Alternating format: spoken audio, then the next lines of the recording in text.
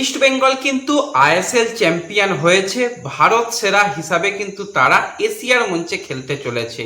তো সামনের মরশুমটা হতে চলেছে ইস্ট বেঙ্গলের জন্য আরো কঠিন, আরো চ্যালেঞ্জিং একটা সিজন। কারণ এই সিজনটা ছিল ছোট সিজন, সেখানে ইস্ট বেঙ্গল অবশ্যই দুর্দান্ত পারফরমেন্স করেছে প্রত্যেকটা টুর্নামেন্টে। তো চ্যাম্পিয়ন হওয়া তো কঠিন কাজ, কিন্তু চ্যাম্পিয়ন তকমা সেটা বজায় রাখা আরো কঠিন কাজ। তো সামনে যেটা সিজন আসবে তার আগে কিন্তু ইস্ট বেঙ্গলের দলে অনেক কিছু চেঞ্জ আসতে চলেছে। তো এই আইএসএল চ্যাম্পিয়ন দলের স্কোয়াড থেকে কাদের ছেড়ে দেওয়া হতে পারে, কাদের চুক্তি শেষ হচ্ছে, কাদের সঙ্গে নতুন করে চুক্তি করা হবে, কোন প্লেয়ারের সঙ্গে মূলত কতদিনের চুক্তি রয়েছে, সেটা নিয়েই মূলত আমরা আলোচনা করে নেব এই ভিডিওতে।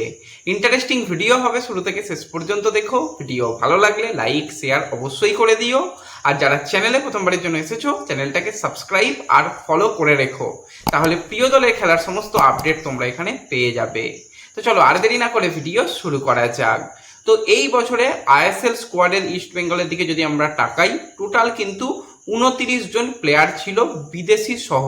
তো বিদেশি প্লেয়ার যদি আমরা 6 জন বিদেশি প্লেয়ারকে বাদ দিয়ে দিই, তো সেক্ষেত্রে কিন্তু 24 জন প্লেয়ার কিন্তু রয়েছে যারা কিন্তু ভারতীয় প্লেয়ার।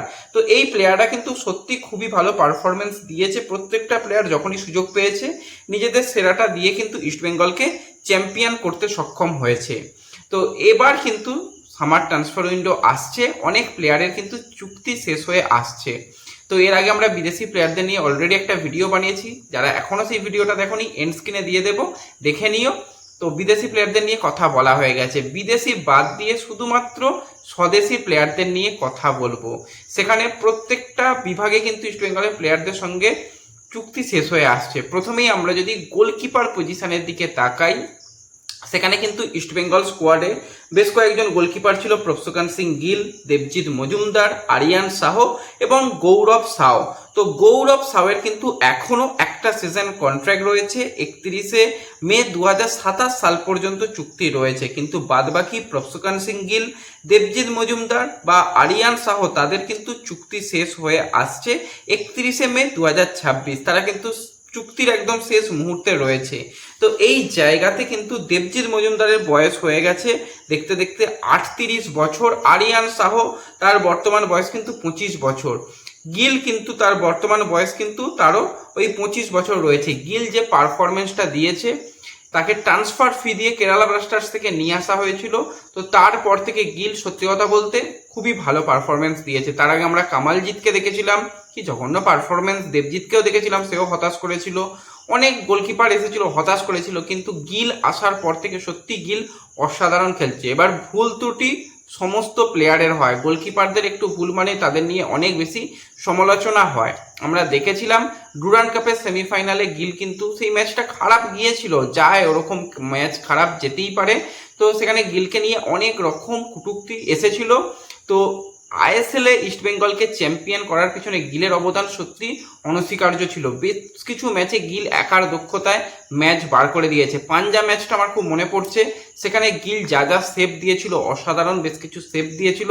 এরকম আরও মুম্বাই ম্যাচ, বেঙ্গালুরু ম্যাচে দুর্দান্ত বেশ কিছু সেভ দিয়েছিল। এবং বিশেষত ডার্বি ম্যাচে একদম শেষ মুহূর্তে জেমি ম্যাকলারেনের সেই যে সেভ অসাধারণ ছিল। তো চ্যাম্পিয়ন হওয়ার জন্য কিন্তু গিল নিজের 100% দিয়েছে।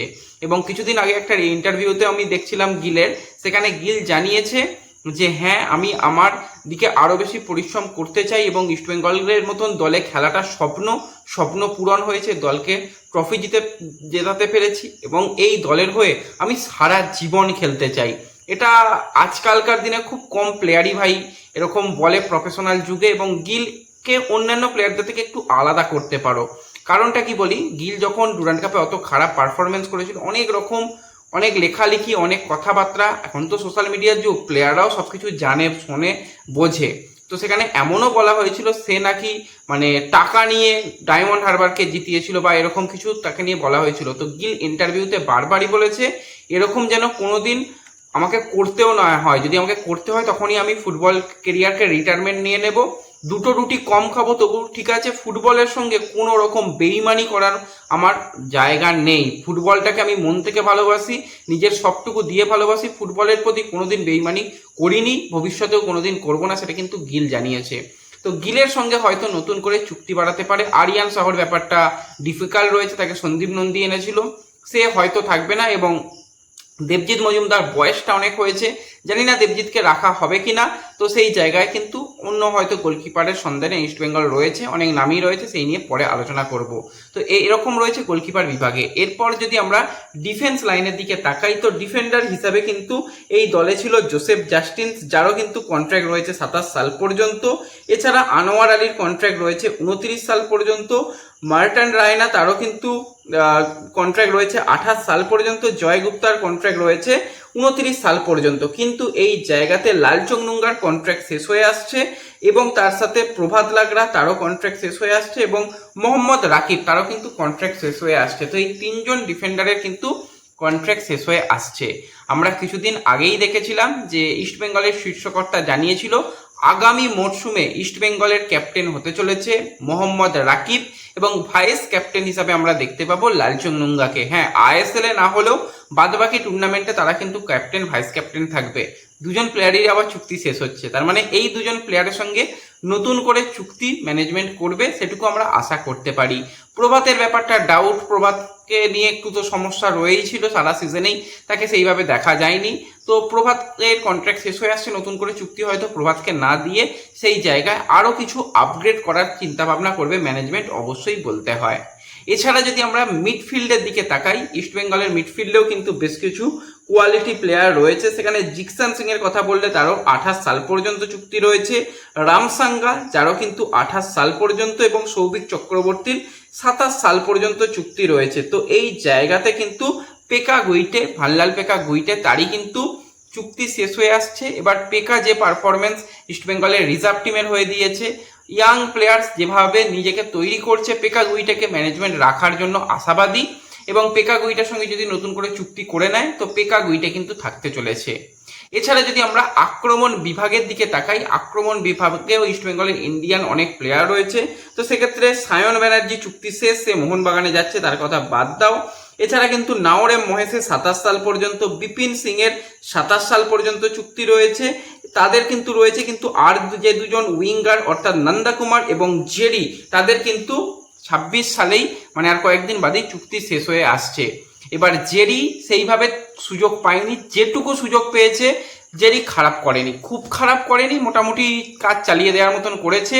আর আমি বলবো নন্দকুমার যেভাবে এই সিজনটা এসে পারফরমেন্স করেছে, আউটস্ট্যান্ডিং। আমার তো বারবারই মনে পড়ে সেই মুম্বাই ম্যাচে গোল, অসাধারণ একটা গোল ছিল। আরও কিছু ম্যাচে নেমে যথেষ্ট এফেক্টিভ পারফরমেন্স করেছে। তো তার সাথেও চুক্তি শেষ হয়ে আসছে।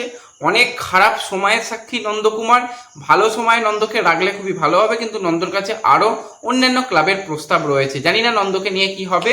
এবং জেডিরও কন্ট্রাক্ট শেষ, জেডিকে যদি মনে করে ম্যানেজমেন্ট রাখতেও পারে, কিন্তু সম্ভাবনা ক্ষীণ এই দুজন প্লেয়ারে। তাই দুজন প্লেয়ারকে তোমরা একটু বাদই রাখো যে এই দুজনের সঙ্গে হয়তো নতুন করে চুক্তি করা হবে না। এছাড়া একদম স্ট্রাইকার পজিশনের দিকে যদি আমরা তাকাই, সেখানে কিন্তু অবশ্যই রয়েছে এডমন্ড, যার সাথে 28 সাল পর্যন্ত চুক্তি রয়েছে, এবং ডেভিড, যার সাথে কিন্তু 27 সাল পর্যন্ত চুক্তি রয়েছে। তো এই প্লেয়াররা তো থাকছে, তার মানে খুব বেশি যে প্লেয়ার ইস্টবেঙ্গল থেকে বেরিয়ে যাচ্ছে সেরকমটা নয়।